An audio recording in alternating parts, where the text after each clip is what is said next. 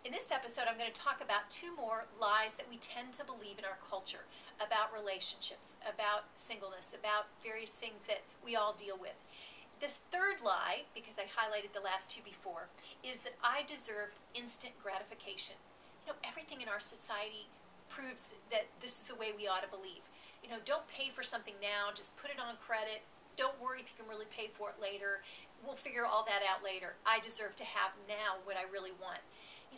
Get your pizza for free if it's not delivered in 30 minutes. Even photo labs and everything that we do nowadays guarantees, in fact says, I owe it to you to make sure that you can have this instantly. Now, not all that is wrong. I think that customer service and all those things do need to highlight instant gratification sometimes. But in relationships, instant gratification is often an enemy to our souls. There is such a power in deciding, I know what I want and I'm willing to wait for it. Waiting is a great characteristic, that patience, that ability to hold out and hold on for something better.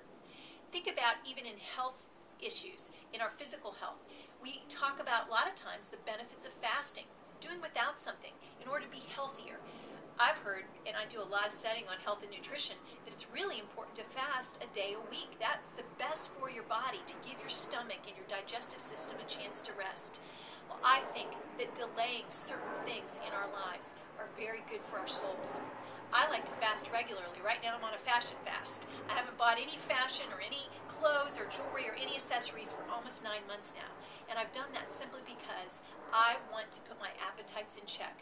I think that when I tell myself that I can live without certain things, then I prove that I'm in control of my appetites and they're not driving me.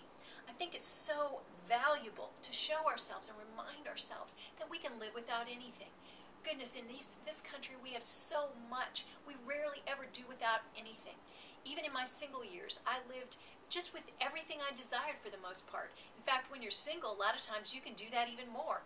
Spend your money how you want, go where you want, do what you care to do on a Friday or Saturday evening. There are a lot of perks that go with the season of singleness.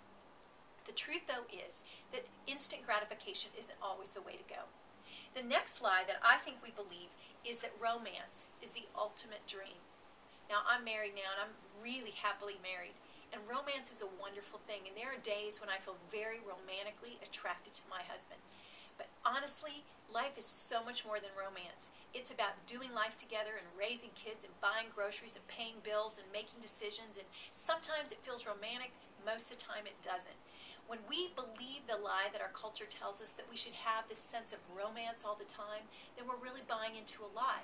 It's the reason that a lot of married people, women in particular, are dissatisfied in their marriage. They watch movies and shows and soap operas and read books that tell them, well, you should have a feeling of romance all the time. In fact, your husband ought to be treating you so romantically every weekend and taking you out and bringing you flowers. It's wonderful when he does that. Airplane again. And sometimes my husband does that and it's a real treat. But there are many days when we just don't have time for romance. And guess what? Life is sweet even on those days. So I want to really challenge us to not buy into the lie that romance is the end all. It's wonderful and I love it and I waited to have a wonderful romantic husband. But there are just times when that's not going to be part of my life. And neither is it for you.